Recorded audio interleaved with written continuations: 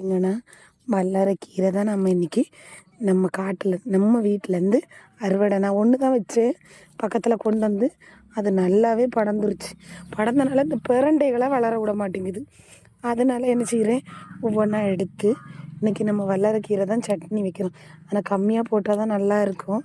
சரி இவ்வளோ கீரையும் போடும், வேறு என்ன பண்ணுறது சொல்லுங்கள் பார்ப்போம், வேறு என்ன சொல்கிறது. ம் ம் பார்த்தீங்களா,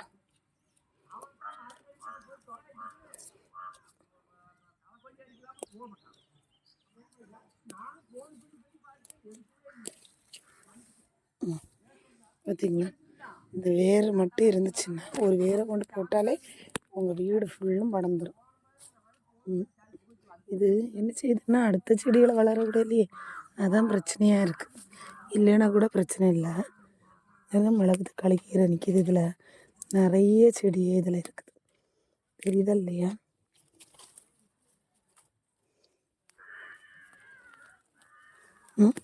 ஏறும் செடியே ஒட்ட அமுத்திடும் போதும்.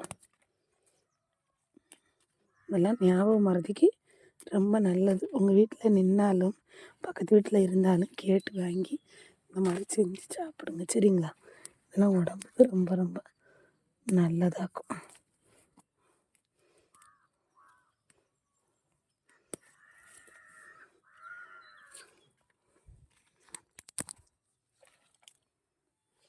ஓகேங்க, போதும், இவ்வளோ நேரம் இருக்குது, இவ்வளோ இடத்தையும் கொஞ்சம் கொஞ்சம் சுத்தம் பண்ணியாச்சு. இதுங்க இந்த வேற எடுத்தால் தான் இந்த பிரண்டையை வளர விடும். இது ஒரு இடத்துல கொடந்திருந்தா கூட இருக்கும், இந்த செடியெல்லாம் அமர்த்தி போட்டுருது.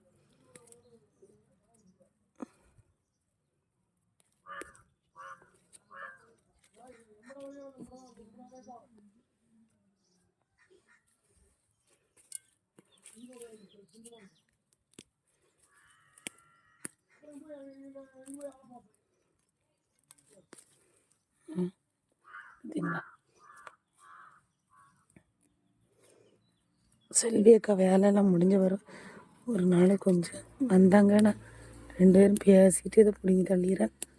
நிறைய முளைச்சிருச்சு.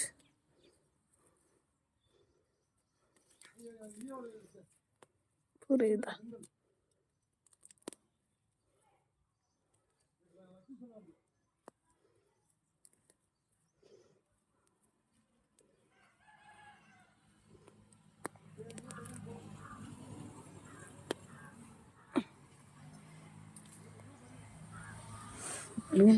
வேப்பில் கொழுந்தொன்னும் இது கொஞ்சம் மரமாக இருக்கும், நல்லா வரட்டும்.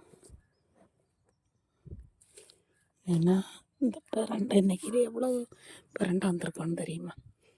இந்த வல்லாரைக்கீரை போய் அமுத்த போய் தான் எல்லா பிரண்டையுமே செத்து போயிடுது.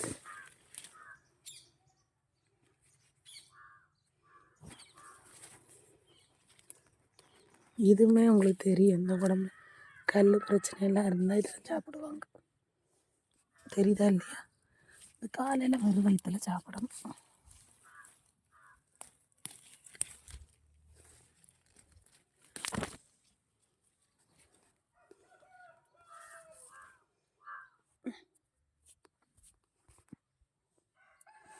ஓகேங்க, ஓகே, பாய்.